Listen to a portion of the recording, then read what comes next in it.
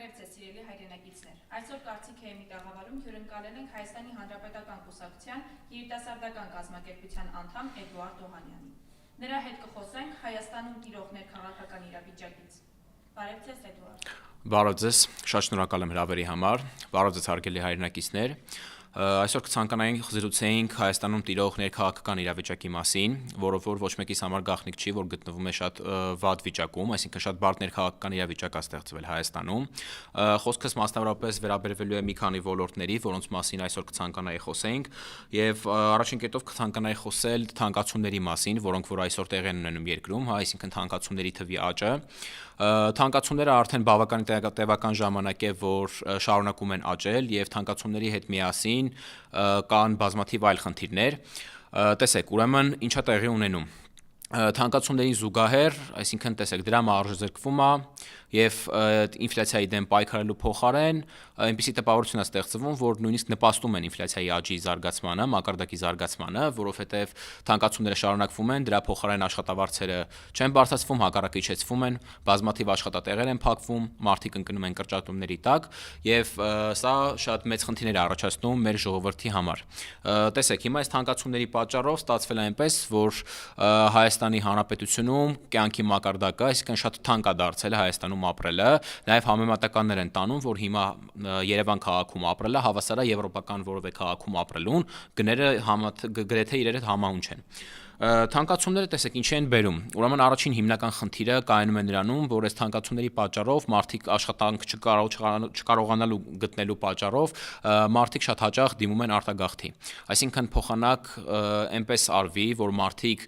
փորձեն հետ գալ հայրենիք, փորձեն այստեղ իրենց գործունեությունը ծավալել, իրենց տունը աշխատանքը այստեղ լինի, ամեն ինչ արվում է, որպեսզի մարդիկ արտագաղթեն եւ ստիպված ճարահատյալ այլ երկրներում փնտրեն իրենց ապրուստի միջոց վաստակելու հնարավորությունը։ Կցանկանայի խոսեինք նաև կրթության ոլորտի մասին, որը որ նույնպես գտնվում է բավականին վատ վիճակում, դա փաստում է համալսարաններում թափուր տեղեր է մնացած, այսինքն դրանք 5000-ից ավել են, խոսում է այն մասին, որ շատ բաժիններ կան, որոնք որ կամ դատարկ են, կամ կիսադատարկ վիճակում են այդ բաժինները գտնվում, եւ այս թանկացումները դրա հետ էլ կապ ունեն միանշանակ, այսինքն կյանքի սոցիալական մակարդակը դրա հետ միանշանակ կապ ունի, որովհետեւ կան բազմաթիվ մարդիկ, ովքեր որ պարզապես իրենց երեխաների կրթությունը չեն կարողանում ապահովել ֆինանսական միջոցների պատճառով կամ բազմաթիվ այլ պատճառներով, եւ այնպիսի տպավորություն է ստեղծվում, որ երիտասարդությունը չունի ուսման ձգտում, որովհետեւ կան բազմաթիվ բացթողումներ, կան բազմաթիվ չհաշված հանգամանքներ, ինչի արդյունքում այս ոլորտը մնում է բավականին վատ վիճակում։ Կրթությունը շատ կարևոր է մեր երկրի համար, հատկապես մեր ապագա սերունդների համար, եւ եթե պետությունը չի կարողանում ապահովել կրթական բարձր մակարդակը, չի կարողանում անել այնպես, որպեսզի մեր հասարակությունը լինի կրթված, հետեւաբար մեր ապագայի մասին խոսելը շատ դժվար է։ Խոսք է գնում նաեւ ակադեմիական քաղաքի մասին, որը որ իհարկե ունի հավելյալ իր բարդությունները, որոնք որ հետագայում կառաջանան եւ ծախսի հետ կապված եւ բազմաթիվ այլ բաների հետ կապված, սակայն դա կարող ենք եւս մի կողմ դնել։ Շատ կարեւոր է նաեւ այս ամեն ինչի մեջ տրանսպորտային բարեփոխումները, կեղծ բարեփոխումների մասին է իհարկե գնում խոսքը, տեսեք։ Ուրեմն խոսվում էր բարեփոխումների մասին, ասելով, որ եթե մենք բերենք նոր տրանսպորտներ, այսինքն նոր տրանսպորտային միջոցներ, ձեռք բերենք, հարցը կլուծվի։ Սակայն հարցը ոչ միայն չի լուծվել, այլ նաև կարելի ասել, որ ավելի խորացել է այդ հարցը։ Խոսքս վերաբերվում է մասնավորապես խցանումներին եւ նույն այն իրավիճակին, որը որ տիրում էր տրանսպորտի բարեփոխումից առաջ։ Այսինքն մարդիկ նույն կերպ ժամերով կարող են տրանսպորտ սպասել, նույն տրամաբանությամբ կարող են բավականին անհարմար իրար, այսպես ասած, քիփ կպած վիճակում գնալ տուն, որը որ իհարկե բնականաբար մարդկանց համար անհարմարություն է իրենից ենթադրում, եւ այս ամեն ինչի հետ նաեւ պետք է շեշտել, որ այս տրանսպորտները ձեռք են բերվել իհարկե արտաքին պարտքը ավելացնելու միջոցով, այսինքն հարկատուների հարկ վճարելու միջոցով են ձեռք բերվել, բայց փաստացի խնդիրը չի լուծվել։ Կատարվում են նաև բազմաթիվ այլ փոփոխություններ, խցանումների հետ կապված, որոնք որ իբր պետք է մեր երթևեկությունը բարելավեին, բայց մենք փաստացի տեսնում ենք, որ երթևեկությունը բարելավելու փոխարեն գտնվում է ավելի վատ վիճակում, խցանումները ավելի հաճախակի են դարձել, ավելի ծանր վիճակում է գտնվում փողոցները, ծանրաբեռնված վիճակում են գտնվում, եւ սա հաշվի առնելով հասկանում ենք, որ ոչ մի բան չի փոխվում, ամեն ինչ մնում է նույն մակարդակի վրա, է, ինչը որ բնականաբար մեր երկրի համար ստեղծում է շատ ներքաղաքական բարդ իրավիճակ։ Այս ամեն ինչից զատ կցանկանայի, իհարկե բոլոր ոլորտները շատ կարևոր են, բայց կցանկանայի խոսել նաև շատ կարևոր հերթական ներքաղաքական խնդրի մասին, խոսքը վերաբերվում է վերջին եկեղեցու դեմ կազմակերպված, այսպես ասած, արշավներին։ Տեսեք, ուրեմն կալանավորվել է 2 արքեպիսկոպոս, նաև բազմաթիվ հոգևորականներ են ձերբակալվել, նրանց վրա այս պահին կան քրեական գործեր, որոնք շարունակվում են, որոշ մարդկանց արդեն վճիռը կարդացել են։ Սա շատ մեծ խնդիր է իրանից ներկայացնում, որովհետև մենք պետք է հաշվի առնենք, որ եկեղեցին մեր պետության հենասյուներից մեկն է եւ պետությունը շատ մեծ դեր ունի մեր քաղաքը, մեր ընդհանուր պետության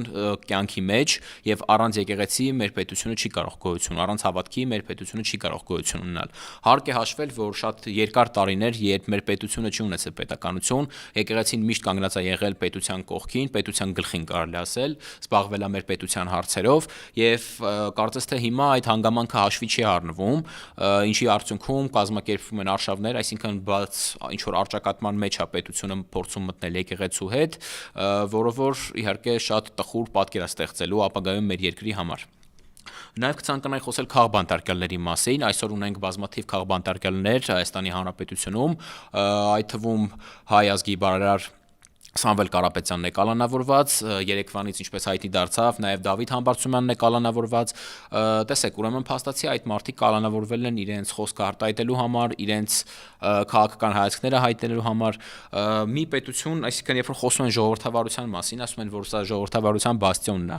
Ինչպես կարելի է խոսել ժողովրդավարության բաստիոնի մասին այն դեպքում, երբ մեր երկրում կան բազմաթիվ քաղբանտարկյալներ, ովքեր ինչպես նշեցի,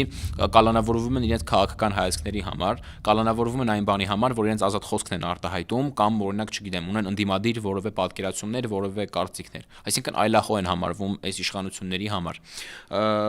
Այս ամեն ինչը պետք է միանշանակ հաշվի առնել մեր ներքաղաքական կյանքի մեջ, պետք է հասկանալ, որ այս բոլոր կետերը ստեղծում են ծանր իրավիճակ, որը որ շատ վատ ապագայի կարող է բերի մեր պետությունը, կարող է վտանգի տակ դնի մեր պետականությունը, կարող է վտանգի տակ դնի շատ բազմաթիվ այլ ոլորտներ, որը որ իհարկե մեր պետության համար չի կարող լավ լինել։ Այսօրվա համար այսքանն է առանձնացրել, հարգելի հայրենակիցներ, կարծում եմ, որ այս ամեն ինչին պետք է ուշադրություն դարձնել եւ պետք է անհապաղ այս հարցերին լուծում տալ։ Շնորհակալ եմ։